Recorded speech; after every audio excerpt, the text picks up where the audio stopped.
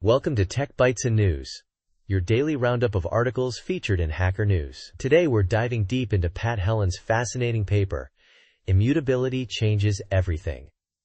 It's a real game changer, you know? The core idea is that immutable data that can't be changed after it's created, is becoming increasingly important, and it's impacting everything from databases to hardware. Less than / person 1 greater than, less than person 1 greater than.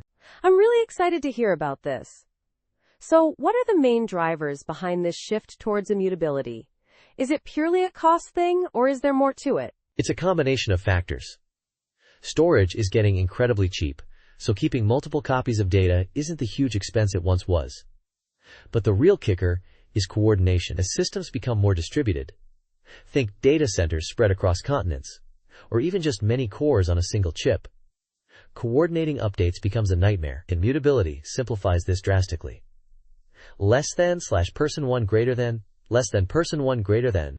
Right, I see. Less coordination means fewer conflicts and simpler concurrency control. But how does this immutability manifest itself at different levels of the computing stack? That's the beauty of it. Helland shows how immutability pops up everywhere. At the application level, we see append-only systems. Think of accounting ledgers. You never erase entries, you just add new ones.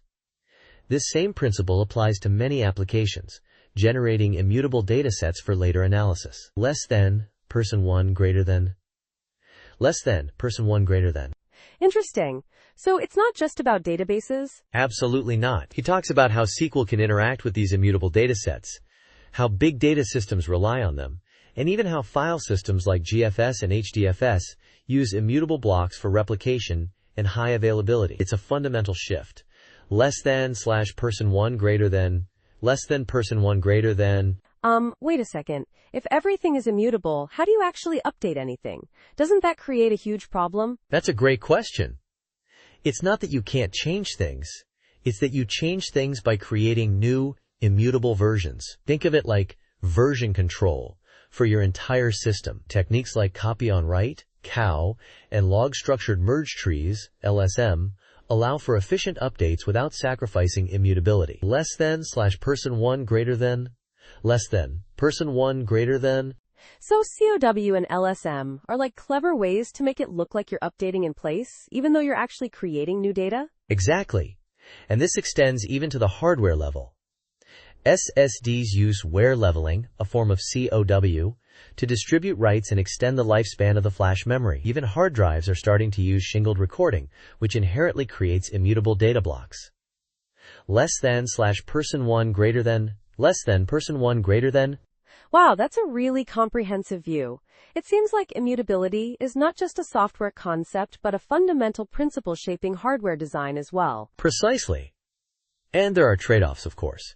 Denormalization can lead to increased storage costs, and COW can cause write amplification. But the benefits in terms of coordination, scalability, and fault tolerance often outweigh these costs, especially in today's distributed systems. Less than, person 1 greater than, less than, person 1 greater than.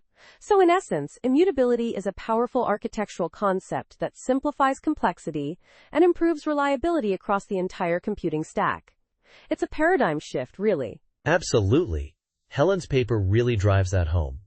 Immutability changes everything, from the way we design applications to the way we build hardware. It's a fascinating and important development in the field.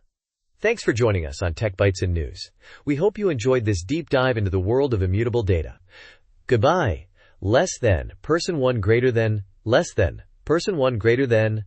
Bye-bye.